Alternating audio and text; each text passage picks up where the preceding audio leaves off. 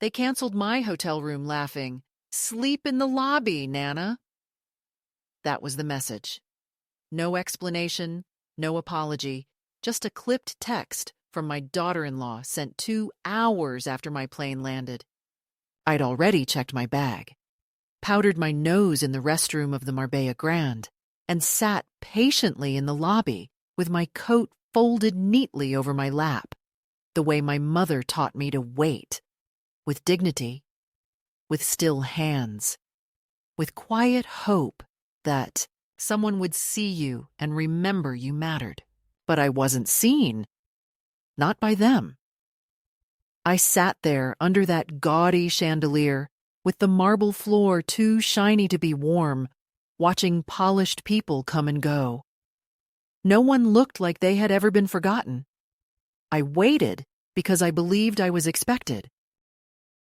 I waited because I had RSVP'd weeks ago, because my name was on the invitation, because the suite was under my account, because I had paid for it. That was the cruelest part. I had booked it myself, with the last of the inheritance money from my sister's estate. Not for luxury, not to flaunt anything, but because I wanted to feel like a welcome guest in my own family's celebration. My granddaughter was getting engaged. I wanted to be there, to sit beside her, to hold her hand in the photos, to smile and mean it. My name is Martha Elaine Harlow. I'm 81 years old. I live alone in a second-floor apartment above a bakery in Santa Fe, New Mexico. I have a kitchenette, a small balcony where pigeons congregate like old friends, and a teal armchair I sit in every morning with my tea and pill organizer. But that's now. This is not a story about now. This is a story about what happened just before everything shifted, quietly, then with force. Because before Santa Fe, before this small rented life, I believed I was still tethered to my family, to their needs, to their approval. I had spent so long orbiting around their holidays, their milestones, their emergencies, that I forgot I had once been a person who made choices not based on who might be disappointed. I forgot what it felt like to walk into a room and be acknowledged for anything other than casseroles and backup babysitting. I wasn't angry at first. I was bewildered. I had arrived early on purpose, wanting to get settled before the others came. The hotel clerk, nervous, young, eager to please, scanned my ID, frowned at the screen, and said, It looks like your reservation was canceled this morning. Under the Harlow party?" I nodded. "Yes, that's my family." "I booked a suite." He clicked, checked again, then lowered his voice. "Ma'am, it looks like the group booking was adjusted and your name isn't attached to any active rooms. I can double-check if someone else added you to theirs." I didn't panic. I texted Laura, my daughter-in-law. I wrote, "At the hotel. Something's wrong with my room. Should I wait in the lobby?" The response came 5 minutes later. 5 minutes I spent blinking at the front desk, trying not to look confused. "They canceled it," Laura wrote. "We didn't think you'd really need a whole suite." Space got tight. "Crash in the lobby for now, or ask about couches. We'll find you later." I read it 3 times. My thumb hovered over the screen, wanting to believe it was a joke, a strange miscommunication. I had spoken to my granddaughter just 3 days earlier. She had told me she was excited to see me, that she couldn't wait to show me her ring in person. She called me Graham, like she used to when she was 5. There had been no mention of changes, no warning, just this, disappearance by deletion. And what struck me hardest wasn't the logistics. It wasn't the cancellation of a room. It was the casualness of the cruelty. Crash in the lobby. As if I were a leftover. As if I were someone who wandered into their lives by accident and stayed too long on the furniture. I stood there for a moment, holding the phone, trying not to let my face betray anything. I told the clerk I'd wait. "They're figuring it out," I said. He nodded, relieved, as if I had saved him from the discomfort of having to care. I sat near the side of the lobby, where the large velvet chairs are too deep for someone my height. My feet didn't touch the floor. There was a floral arrangement on the table beside me, white orchids and something dyed blue. It looked expensive and cold. I placed my small suitcase at my feet. It was old, brown leather, worn at the corners, with a ribbon tied to the handle so I could spot it quickly on the carousel. It had traveled with me for 30 years. I had packed it carefully. 3 dresses, 2 blouses, 1 formal outfit for the engagement dinner, and the soft cardigan I wore when I wanted to feel like myself again. I had even brought a small gift, a book of poems I'd marked for my granddaughter, the same kind I used to read to her before bedtime when she was little and frightened of the dark. I'd wrapped it in tissue and ribbon. It was in the front pocket of the suitcase. I didn't take it out. I didn't want to wrinkle the paper. People passed by. Some glanced at me, a few smiled. One man offered to help me connect to the hotel Wi-Fi. I thanked him, but declined. I didn't want distraction. I wanted explanation.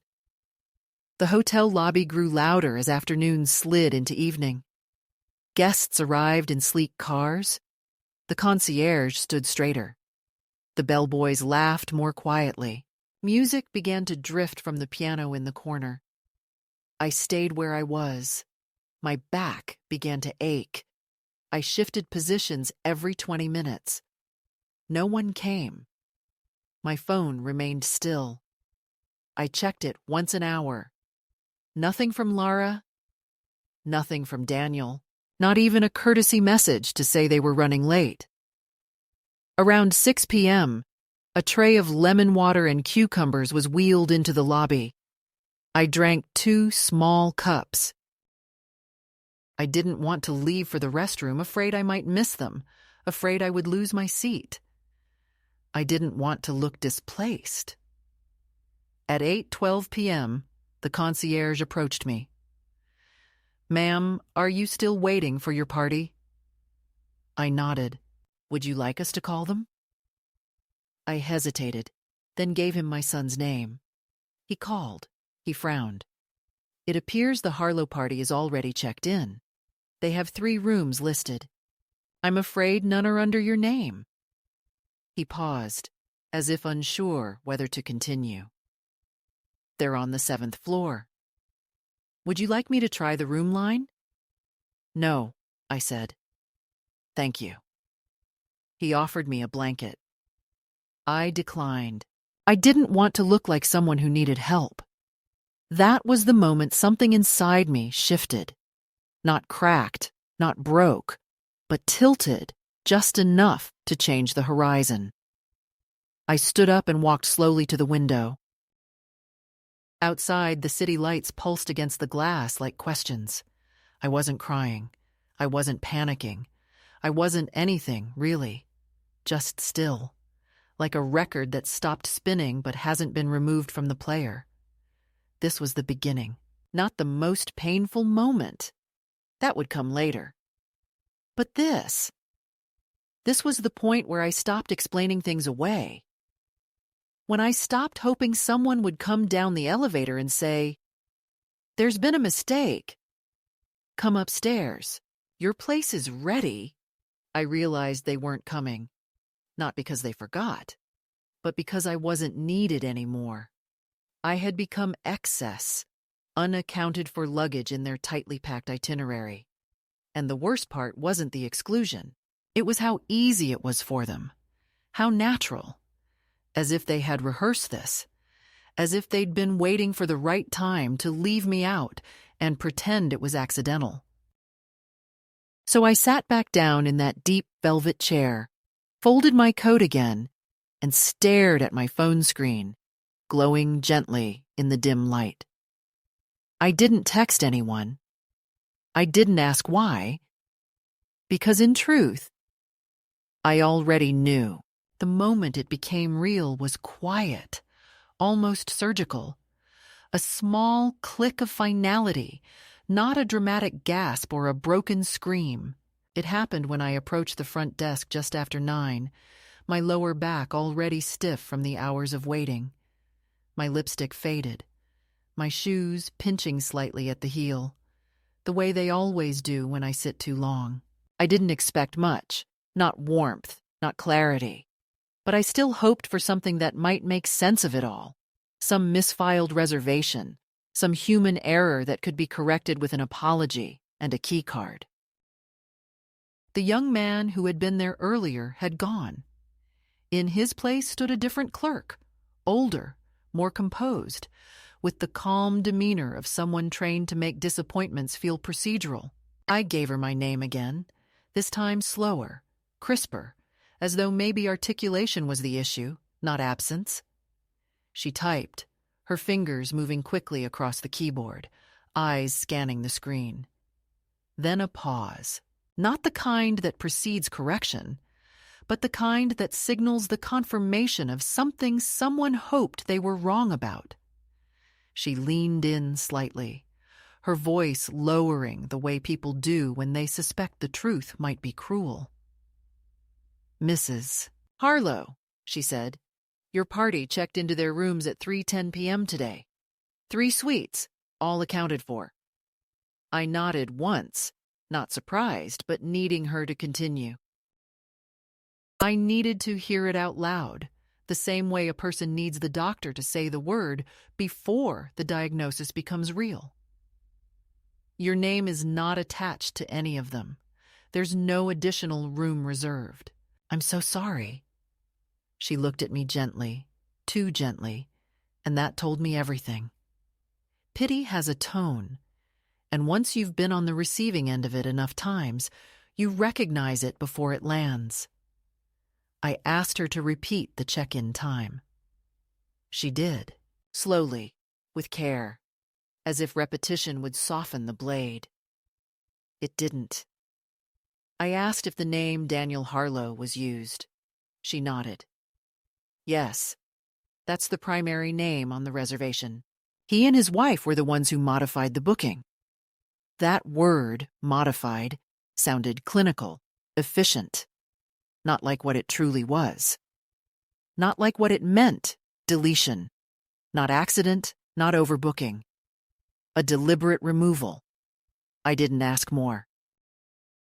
I didn't demand a confrontation. I didn't raise my voice or point out that my credit card had been used to reserve the original suite, that the confirmation email had come to my inbox, not theirs. I didn't say that I had paid for it out of my own funds I had quietly set aside from years of leftovers, skipped indulgences and careful math. None of that mattered. Not now. The reservation was gone, and so was my place within whatever arrangement they had decided was now the correct one. And that decision, I realized in that moment, had likely been made long before I boarded the plane. I thanked the clerk. My voice did not tremble. My hands did not shake. I walked toward the women's restroom tucked between the gift shop and the elevators. Inside, the stalls were quiet. The overhead lights buzzed softly. I picked the second one, locked the door, and sat down. Not to cry. I didn't have it in me. But because I needed to be somewhere, no one could look at me with that soft, patronizing gaze reserved for the elderly and abandoned. The kind of gaze that calls you ma'am in the tone one uses for lost dogs. I stared at the door in front of me. The metal was scratched. Someone had etched a heart into the corner. Initials inside it already faded. I thought about how many women had sat there, how many had sought silence in a public place. The irony of needing privacy in a luxury hotel I had paid for did not escape me. My family was 7 floors above, likely drinking wine and arguing over table placements and lighting filters. And I was here, hiding from the echo of a cancellation. I don't know how long I stayed in that stall. Time loses its form when you're discarded. Minutes swell and collapse. Eventually, I stood up, adjusted my cardigan, washed my hands slowly at the sink, and looked at myself in the mirror. I didn't look pitiful. That mattered to me. I didn't want to look like someone who had been removed from her own story. My lipstick was nearly gone. My mascara smudged slightly at the corners, but I looked like a woman who had shown up. I held on to that. I stepped back into the lobby. It was darker now. The overhead lights had dimmed to a warmer hue.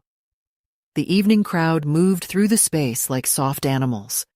Men in suits, women in black dresses, heels clicking gently against marble. No one noticed me. Not the concierge, not the bellhop carrying 4 suitcases to the elevator, not the group of women laughing over cocktails in the lounge. I sat down again, same spot, same chair. My suitcase still at my feet. I opened the zipper slightly and ran my fingers over the fabric of the gift I had packed. I didn't take it out. I couldn't bear the idea of holding something meant to be given. And then as I sat there, I felt something inside me begin to fracture. Not in the way a bone breaks, suddenly and irreparably, but in the way a glacier splits slowly over time. A deep, slow shift. I had spent decades making myself smaller so others could feel larger. I had swallowed criticisms, minimized needs, offered time and money and silence in equal measure. I had been a convenient version of myself, pleasant, helpful, grateful for scraps of inclusion. And now I was watching the final shape of that bargain. A woman left alone in a lobby, without room, without recognition, without even the courtesy of a lie that might have softened the blow. I didn't cry. I didn't even blink. I just let the truth settle into my chest like heavy fog. They hadn't forgotten. They had chosen. And in doing so, they had shown me exactly where I stood. Nowhere. That was the moment. That was the quiet blade. That was the night I understood what it means to be erased while still in the room. I didn't leave the hotel lobby right away. That's something people never quite understand. How long a person can sit in one place without moving, without speaking, simply existing. Not as a guest, not as a mother, not even as a woman, but as a presence clinging to the outline of who she was. Expected to be. I sat still, not because I had nowhere to go, but because there was still some stubborn piece of me that waited for someone to fix it. A call, a text, a descending figure from the elevator saying, "We got it wrong. Please come up." But nothing came. Hours passed like syrup, thick, slow, coating my skin with humiliation I pretended not to feel. The air conditioning made my hands ache. My lower back screamed in dull protest every time I shifted in the velvet chair that was never designed for real people, only for aesthetics. I tried to imagine them upstairs. The dinner orders, the chatter, the glasses clinking, the laughter that would never reach me. The name cards placed carefully at the table. My name removed or maybe never written. Perhaps they had convinced themselves I had canceled. Perhaps Lara had said I decided not to come. Maybe it was easier for them to tell that lie, easier to believe I had excused myself from their world rather than face the truth that they had locked the door and thrown away the key before I even arrived. The sound of my phone was loud when it finally buzzed. Not a call, of course. A text from Lara. 2 words. All settled. No punctuation, no greeting, no reference to my absence, not even a pretense of concern. Just a message from the winner of the power struggle I didn't know we were having. All settled. As if I had been a problem. As if removing me was the final line in a to-do list. I stared at those words and felt, not rage, not even heartbreak, but a kind of quiet that didn't need interpretation. I deleted the message without responding. Then I turned off my phone. There was no one I needed to hear from anymore. Not that night. I'd brought a small notebook with me, the kind I used to carry when I was still writing grocery lists by hand, when I still believed in handwritten reminders. I opened it and scribbled a single sentence across the top page. You have been moved off the map. I don't know why I wrote it. Maybe to make it real. Maybe to see my own dismissal in ink.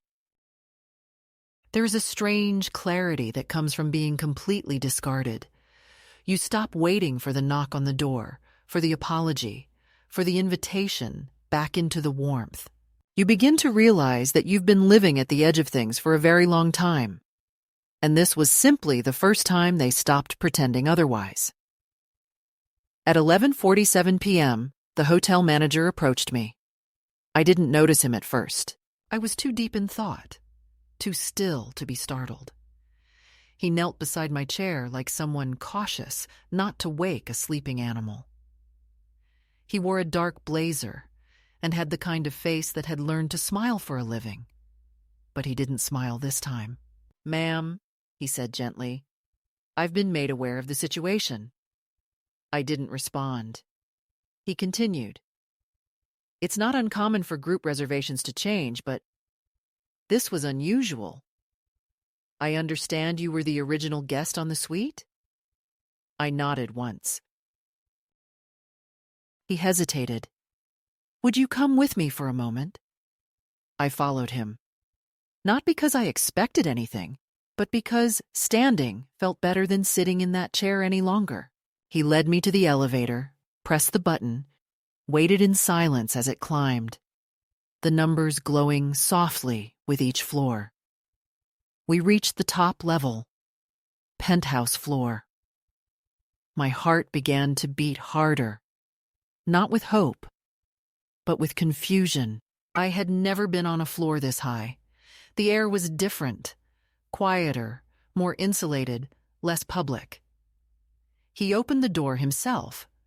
Inside was space and light, and a view so large it made me dizzy. Floor-to-ceiling windows looked out over the city, the lights below scattered like fireflies. A grand piano sat in one corner, untouched. A bowl of green apples on a glass table. Fresh flowers, warm light, and silence. "It's yours," he said. "No charge. You'll find amenities in the bedroom. Please take your time. If you need anything, dial 0. I turned to him. "Why?" I asked, my voice low, unfamiliar even to me. "Because no one should be left where you were," he said. "And because I can." Then he left. That was all.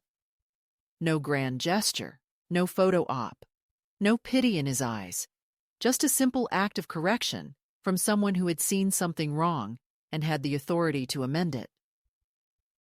I didn't unpack. I didn't take off my shoes. I simply sat on the edge of the enormous bed and let the silence surround me. It wasn't kindness I felt. It wasn't gratitude. It was recognition. Someone had seen me. A stranger. Not my son. Not his wife. Not the people who owed me their names and their birthdays and their college tuition. A stranger had looked at me and said, "You deserve a door that opens." That first night in the penthouse, I didn't sleep well. Not because of noise, but because silence of that kind can be unsettling when you've been spoken over for most of your life. I lay in the bed without getting under the covers, afraid of wrinkling something too fine for me. The sheets were tucked perfectly. The pillows smelled like lavender. There was a robe on the door, untouched. I didn't wear it. I kept my cardigan on. I sat near the window for a long time, watching the cars below, the occasional pedestrian, the blinking lights of crosswalks and late-night deliveries. It felt like I was watching someone else's life from above, a city I didn't belong to. But that was the first mistake I made that night, believing I didn't belong. I was in that room. No one had kicked me out. No one had asked me to leave. In fact, someone had invited me in without condition, and that made it mine. In the morning, I stood barefoot on the tile, letting the cold floor remind me I was still alive. I brewed coffee in the small kitchen, not because I needed it, but because I wanted to feel like I had a routine again, even if just for a day. I didn't reach for my phone. I didn't need to. I sat at the glass table with a cup of coffee and the city at my feet, and I thought about how many mornings I had spent making breakfast for people who forgot to say thank you. How many hotel rooms I had paid for without once being asked if I wanted one for myself. How many decisions were made with my money but without my name on the credit. And now, in this room I had not asked for but had been given, I began to understand the first shape of my refusal. Not a protest. Not a speech. Just silence. A deliberate, dignified absence from their plans. I would not attend the engagement dinner. I would not appear in the photos. I would not be the cheerful grandmother in the background of their curated life. I would be here, above it all, not because I was better, but because I no longer needed to beg for access. I didn't leave a note. I didn't send a message. I stayed in that suite for 2 full days. I ordered room service once.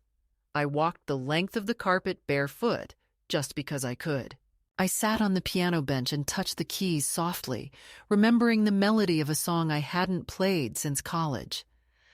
I slept on the second night, deeply, without dreaming.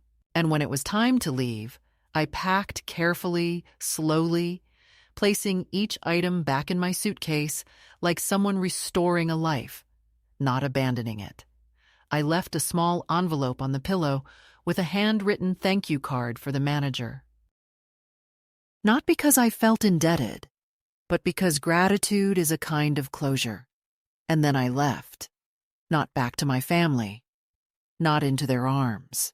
I walked out of that hotel alone, pulling my brown suitcase behind me, the ribbon fluttering gently against the wheels. I didn't look back. Because the thing about being erased is that once you realize you're no longer in the picture, you stop trying to squeeze back in. I didn't go straight home after leaving the hotel. I didn't call anyone. I didn't ask for help. Instead, I walked 3 full blocks in shoes that weren't meant for distance and stood in front of a small cafe with fogged windows and a chalkboard sign that read, "Breakfast served all day." The inside smelled of eggs and burned coffee, which felt strangely grounding after 2 days of jasmine-scented elevators and corridors that smelled like distant money. I sat in the back booth, took off my coat, and ordered a plate of toast and jam. The waitress, a young woman with tired eyes and a kind voice, didn't ask me why I looked like I hadn't slept or where I'd come from or where I was going. She simply brought me a cup of coffee, left the sugar at the table, and walked away. And it was in that booth, with a chipped ceramic mug warming my hands and no one watching me with expectations, that I began to breathe in a way I hadn't since before I had children. I reached into my purse and pulled out my wallet. I had a few $100s in small bills and one old debit card from an account Daniel didn't know about, one I had opened long ago when Derek was still alive, and I still believed in financial privacy. I spread the bills out inside the folds of my wallet, not counting them, just touching them. It wasn't about money. It was about ownership, not just of currency, but of choice. When the check came, I paid in cash and tipped well. I used the restroom to wash my face and press down my hair with water from the faucet, then sat outside on a wooden bench watching people pass by. No one looked at me. No one cared. And for the first time, that didn't feel like an insult. It felt like freedom. I pulled out my phone and stared at the blank screen. I didn't turn it on. There was no message I needed, no voice that would tell me something I hadn't already learned. Instead, I reached into my bag and pulled out a folded piece of paper. It had been there for years, tucked into a zippered compartment I rarely opened. On it was an address. My address. Not current, not recent. An address I hadn't visited in over 50 years. 1849 Quinn Street. My first apartment after marrying Derek. The place where we ate canned soup by candlelight when the power went out. The place where I learned how to balance a checkbook and burn rice and quiet a colicky baby. I stared at the paper and wondered why I had packed it. Why I had slipped it into my bag as if by instinct. Perhaps because I knew even then, before the flight, before the hotel, before the lobby humiliation, that something in me was done, waiting for permission to move. I stood up, walked 3 blocks to a corner where the taxis still lined up in crooked rows, and gave the driver the address of a cheap motel I had looked up months ago, just in case. It was a hypothetical then, a fantasy of solitude, the kind of thing women in my position aren't allowed to act on. But now, it was a plan. The motel was modest, old but clean, with yellowed curtains and a narrow staircase that creaked under my weight. Room 206. It smelled like disinfectant and something floral, faint and artificial. The bed was hard. The chair by the window was wobbly. But it was mine for the night. I dropped my bag, sat down heavily on the edge of the bed, and let out a breath that felt like it had been trapped for decades. That night, I took the first long shower I'd had in weeks, letting the water hit my shoulders until my skin wrinkled. I used the cheap bar of soap without complaint, dried myself with a thin towel, and slipped into the old cotton nightgown I had packed, one I hadn't worn in years but kept because it reminded me of a time before I started feeling like an obligation. The next morning, I left the motel at 8:30 a.m. and walked to a nearby diner. I sat at the counter, ordered scrambled eggs and black coffee, and asked the waitress if there were any listings nearby for room rentals or shared housing. She pointed to a corkboard near the bathroom. Dog walking, tutoring, bike for sale. Private room for quiet lady, $400 a month, near bus line. Call Joyce. The paper was torn at the corners and written in blocky, all-caps letters. I took a photo of the number. Something about the handwriting made me trust it more than I should have. I called from a payphone outside the laundromat. A raspy voice answered. "Yes," it said, impatiently. I explained. There was a pause. "How old are you?" 81, I said. "You clean?" "Yes." "No boyfriends?" I chuckled. "Not for 40 years." Another pause. "Come by at 4, 2185 East Stafford. Bring cash for the first week." She hung up. At exactly 4 o'clock, I stood on the porch of a blue house with peeling paint and a wind chime that sounded like spoons. The woman who opened the door looked like someone who didn't believe in nonsense. "You're the old lady?" she asked. "I suppose I am." "Good. Come in. Let's see if you breathe too loud." Her name was Joyce. Her house smelled like lavender and fried onions. She showed me the room. It was small, twin bed, dresser, a window that faced the back alley. It was perfect.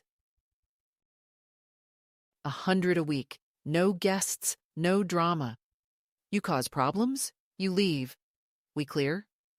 Crystal, I said.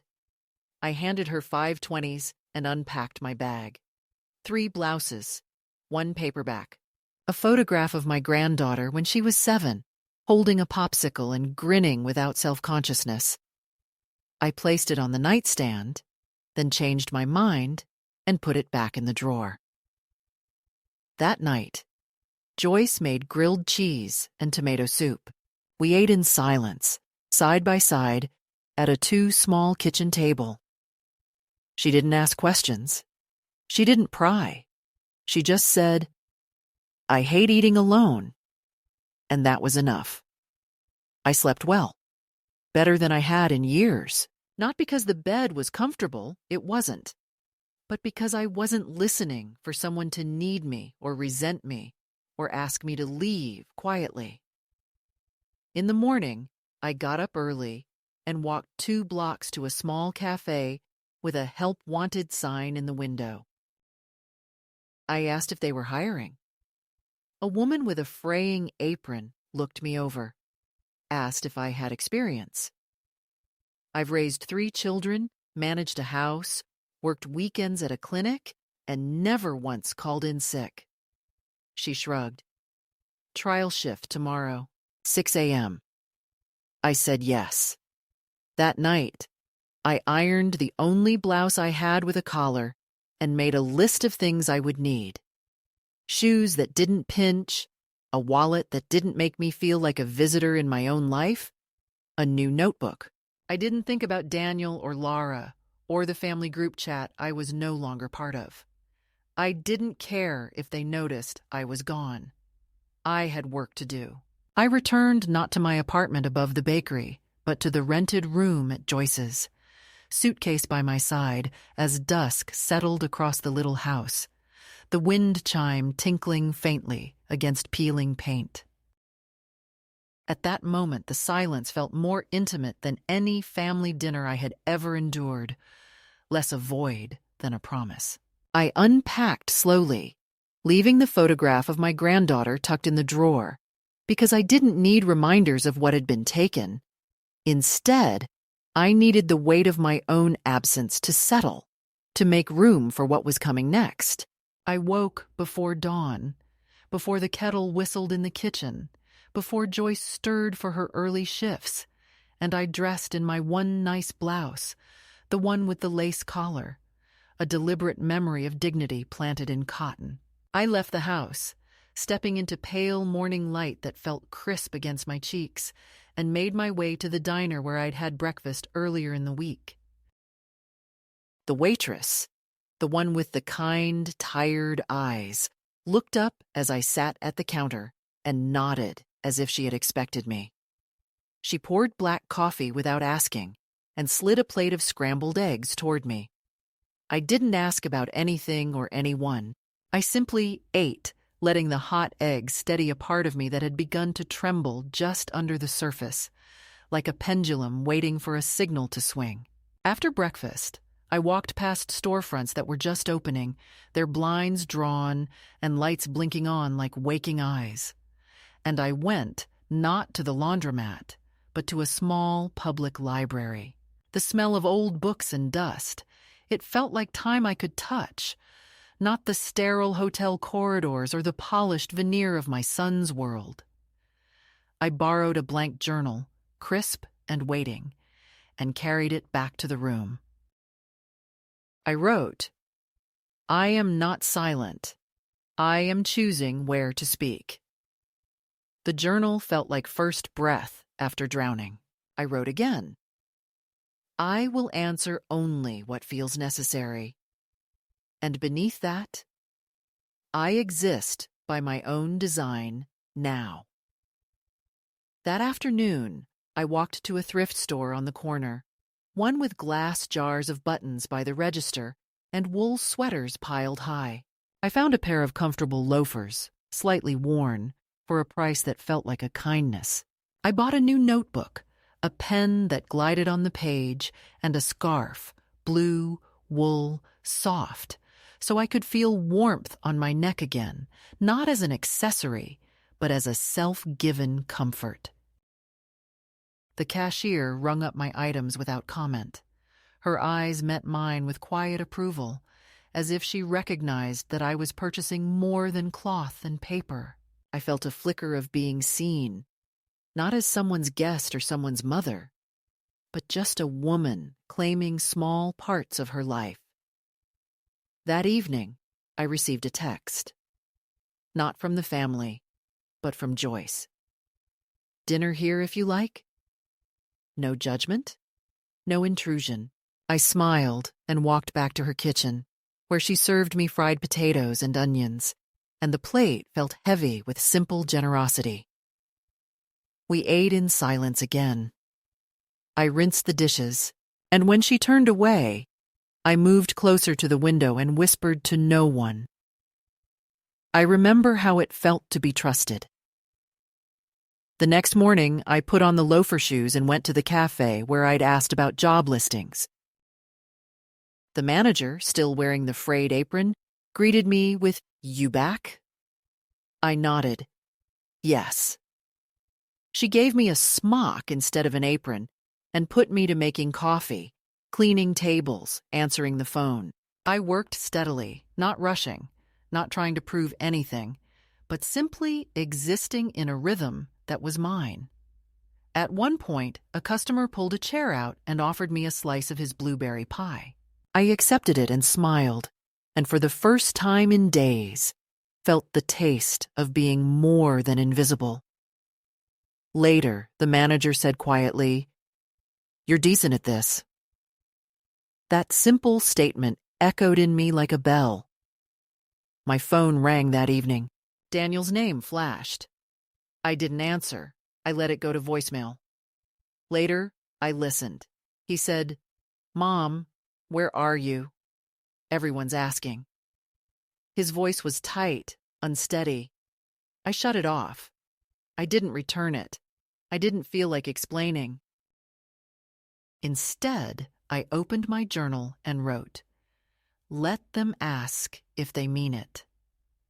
I am no longer waiting." That night, I sat in that room, in the soft glow of a bedside lamp, the blue scarf around my shoulders. I wrote letters, one to my granddaughter, nothing blame or confession, just a story of the view from a window that wasn't theirs, but mine, and one to myself, outlining what I would do tomorrow. Not write to Daniel, not call Lara, but to clean gratitude into my life, to plan shifts at the cafe, to learn how to be my own narrative's center. I didn't cry. Tears had already done their work. Instead, I felt quiet clarity like roots growing deeper into good soil. Days turned into weeks. I worked mornings, came home to write, bought groceries, cooked dinner, things I hadn't done in years because I'd been constructing myself to fit into someone else's mold. I found small joys. The clink of a spoon against a mug, the softness of the laundry folded neatly, the way my loafers felt on the pavement. I began sleeping deeply, finally, without waking for texts, without watching doors, without waiting for signals. I was building a life not in spite of their absence, but because of it. Not as retaliation, but as reclamation. Then one day, I went to the library and checked out books on birdwatching. I started walking in the mornings, binoculars swinging from my neck, watching sparrows and pigeons and crows. I learned their names and their calls. I learned how the city sounded when you weren't whispering for approval. I wrote about them in my journal. I sketched their silhouettes on windows. I named one Greyfeather and another Sharp-Eye. I whispered their names like incantations of belonging. And in that, I understood that the second escalation wasn't about the hotel or the cancellation anymore. It was about the shift inside me. The moment I stopped shrinking and started filling space, not crowded, not loud, just present. That was the turning point. Not drama, not confrontation, but an inevitability. I began to exist for myself, and that simple, quiet act was the most radical thing I had ever done. It was a Wednesday morning when the letter arrived. I found it tucked beneath the door of my room at Joyce's house, folded neatly in a cream envelope with my full name typed on the front, Martha Elaine Harlow, as if I were being summoned by an institution, not a person. I recognized the font immediately. Laura's stationery. She had always liked formalities, paper with weight, her name printed in a faux calligraphy she thought elegant. I sat on the edge of the bed for several minutes before opening it, the envelope resting in my lap like an unanswered question I was no longer sure I needed the answer to. But I opened it anyway. Inside was a single page. No greeting, no preamble, just 6 sentences that read like instructions. Daniel and I would like to extend an apology for the miscommunication at the hotel. We were under the impression you would not be attending the engagement weekend. Emily was very upset not to see you. There is still time to mend things before the wedding. We will be sending out formal invitations shortly. Let us know where you are currently residing, so we can be sure you receive one. There was no warmth in it, no inquiry into my health, no acknowledgement of what had actually occurred, just the bureaucratic language of re-assimilation, a polite directive masked as reconciliation. I folded the letter in half once, then again, and placed it on the dresser. I didn't respond that day. Instead, I walked to the cafe for my shift, tied my apron, and began slicing lemons for the water pitchers. I smiled at customers. I cleared plates. I laughed once, softly, at a toddler who tried to steal a sugar packet. And all the while, the letter echoed in my pocket, a weight I refused to carry in the visible world. That evening, after dinner, I wrote a reply. Not a rebuttal. Not a confession. Not a list of wrongs. Just this. Dear Daniel, thank you for the letter. I will not be attending the wedding. Please give Emily my love.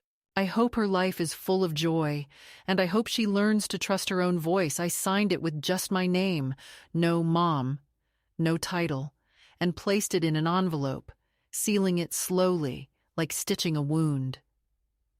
I didn't mail it right away. I let it rest on my nightstand for 3 days, waiting to see if my resolve would shake. It didn't.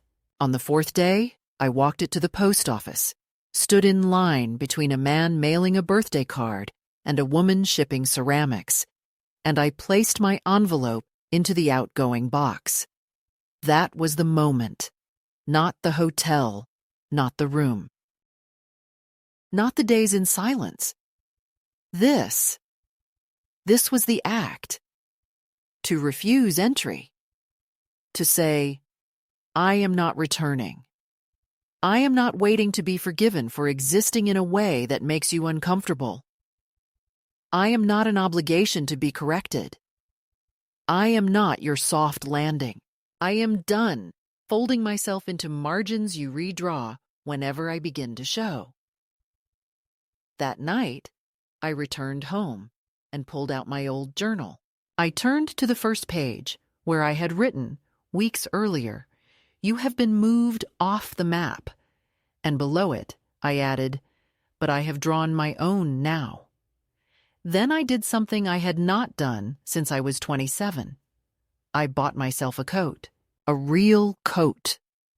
Wool, deep gray, long enough to sweep past my knees, with buttons that clicked with intention, and a collar that framed my face like a question I was no longer afraid to ask.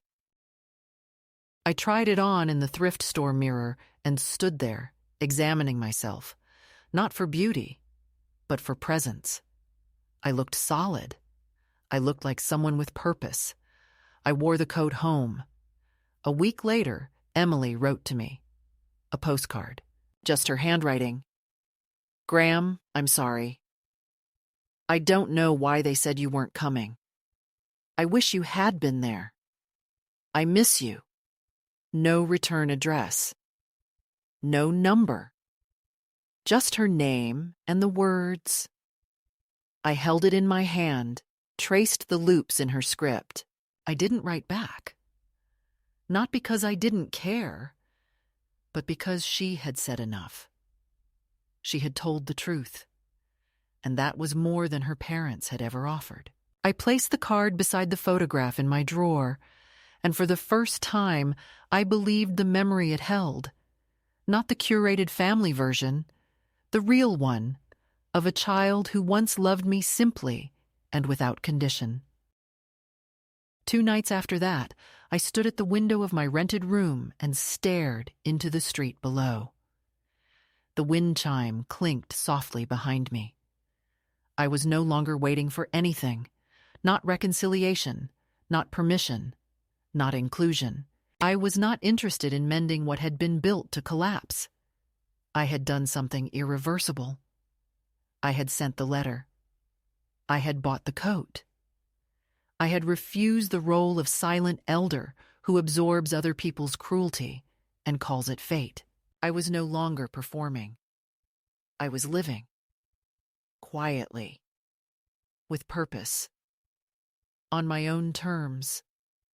And that, I realized, was the thing none of them had anticipated. That I would not beg. That I would not apologize for making space where I had been denied it. That I would choose my own absence rather than continue enduring the violence of conditional presence. That I would walk away without slamming a door, but close it with such finality that they would feel the quiet, like a fault line. This was my act. My turning. My reclaiming. I had not shouted. I had not cursed. I had written a letter and mailed it. I had bought a coat and worn it. I had made breakfast and walked to work and said no. I had said no, and for the first time, that word tasted like power, not punishment. I live differently now, not louder, not grander, but with a stillness that holds its shape. I wake when the sun filters through the curtain of my small room and sit for a while before rising, letting my breath settle into my chest like something earned. Joyce and I have found a rhythm, shared groceries, quiet dinners, occasional laughter that neither of us apologizes for. Sometimes we sit on the porch and say nothing, watching the wind move through the trees, and it's enough. The old part of me, the part that flinched at silence, that twisted herself to be seen, that measured her value through others' needs, no longer leads the conversation. I keep her in a room inside me, not locked, but no longer seated at the head of the table. I still work at the cafe. I still wear the same apron. But I no longer feel small when people glance over me.